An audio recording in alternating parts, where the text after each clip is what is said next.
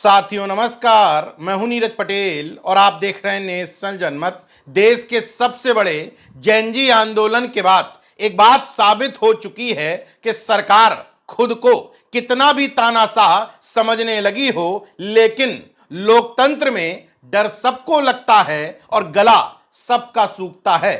शिक्षा मंत्री धर्मेंद्र प्रधान के इस्तीफे के बाद अब गला सूखने और डर लगने का नंबर है देश के सड़क परिवहन मंत्री नितिन गडकरी का, जो अभी तक E20 पेट्रोल का श्रेय लेते हुए अपनी पीठ खुद तपतपाते हुए एथेनॉल के प्रवक्ता बने घूम रहे थे।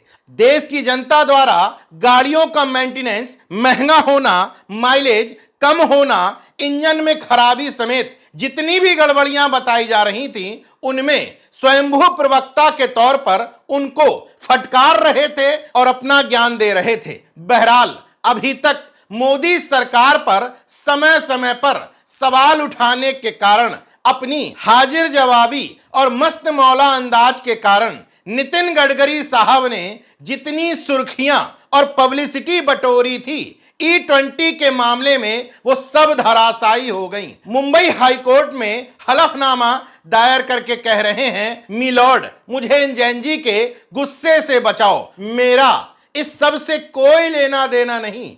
E20 या एथेनॉल को लेकर के जो भी निर्णय लिए गए, उससे मेरे मंत्रालय का तो कोई लेना देना था ही नहीं, बल्कि ये केंद्रीय पेट्रोलियम मंत्रालय का काम है। मतलब अपनी टोपी अब पेट्रोलियम मंत्री हरदीप पुरी के सिर पर सजा रहे हैं। मतलब जब तक ठीक ठाक चल रहा था, तब तक सारा श्रेय अपने ऊपर ले रहे थे, जैसे 14 जून 2026 को बड़े पापा बन करके बयान दे रहे थे कि एथेनॉल के 100% यूज पर साइन करके गर्व महसूस कर रहा हूं। ये बयान और इसके अलावा सफाई वाले अन्य बयान सुनिए। वो आज का दिन मेरे लिए भी बहुत खुशी का है कि कल रात को 8 बजे मैंने जो फाइल है उसके ऊपर साइन किया कि 100% इथेनॉल इसके नियम बनकर उसको आज कानूनी रूप से प्रक्रिया देने वाले फाइल पर मैंने साइन की है। और मुझे बताते खुशी हो रही है कि मारुति सुजुकी ने वैगनार करके जो सबसे बेचने वाली उनकी गाड़ी है, वो 100% इथेनॉल पर मुझे और पुरी साहब को लॉन्च करने का मौका मिला। तो पेट्रोल का अल्टरनेटिव इथेनॉल होगा, ये सपना मैं कहता था, लोग हंसते थे।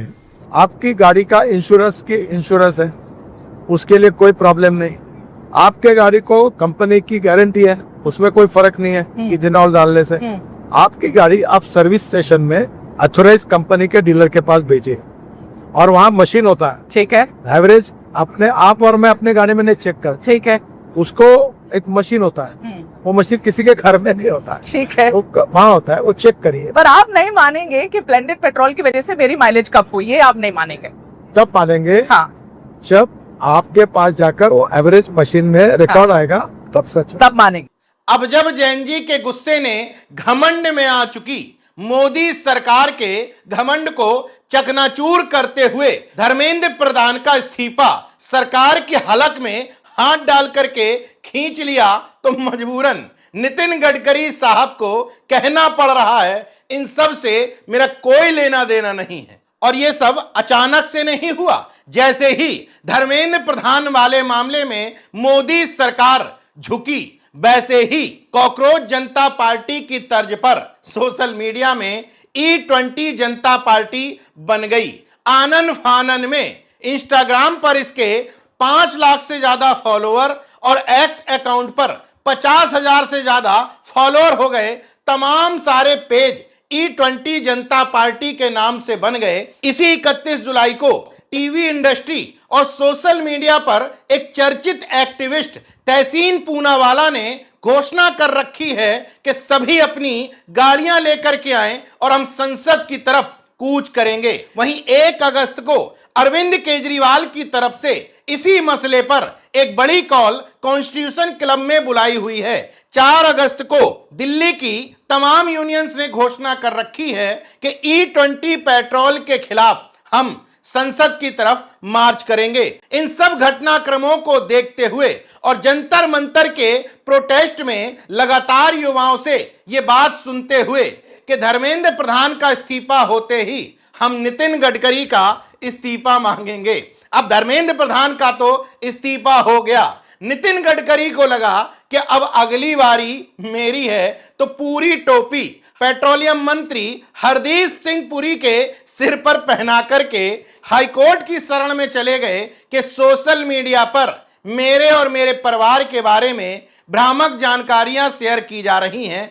हालांकि वो ये मानते हैं कि उनके बेटे का बिजनेस एथेनॉल का है, लेकिन ये भी ज्ञान देते हैं कि सैकड़ों कंपनियां हैं जो एथेनॉल के क्षेत्र में काम कर रही हैं। मेरे बेटे का बिजनेस का शेयर बेहद कम है, लेकिन नितिन गडकरी जी है तो सही, एथेनॉल अगर पेट्रोल में मिलाया जाएगा तो कम ही सही, लेकिन आपके बेटे की कंपनी को बड़ा प्रॉफिट तो हो ही रहा है। इन्हीं बड़बोले नितिन गडकरी साहब से जब यह डिमांड की जा रही है कि देश की जनता का अधिकार है कि जिसे बिना एथेनॉल मिला वाला पेट्रोल चाहिए उसे 100% पेट्रोल उपलब्ध कराइए, तो नितिन गडकरी जी ज्ञान दे रहे हैं ऐसा पेट्रोल 168 रुपए से कम में नहीं मिल सकता।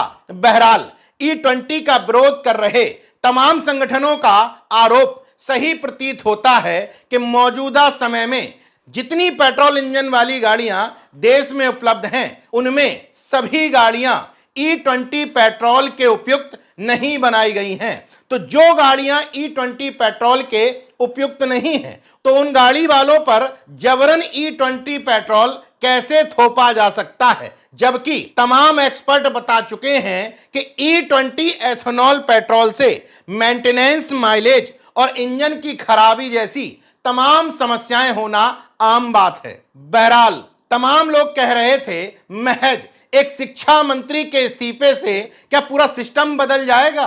कतई नहीं बदलेगा, लेकिन सरकार की अकड़ ढीली जरूर पड़ी है। अभी तक जनता की बातों को हवा में उड़ा देने वाली ये सरकार और ये बड़बोले मंत्री अब मजबूरन अपना पल्ला झाड़ रहे हैं। हालांकि इस बवाल से एक बात स्पष्ट हो गई है कि अब सरकार को E20 के मामले में भी जनता का, उपभोक्ताओं का पक्ष सुनना पड़ेगा, क्योंकि उनकी अकड़ और उनके घमंड की जेनजी पहले ही धज्जियां उड़ा चुका है। दोबारा उनकी क्षमता नहीं है युवाओं के आक्रोश को झेलने की। बाकी देखते रहिए नेशन जनमत, जागरूक और सजग बने रहिए। जय विज्ञान, जय संविधान, जय लोकतंत्र। धन्यवाद।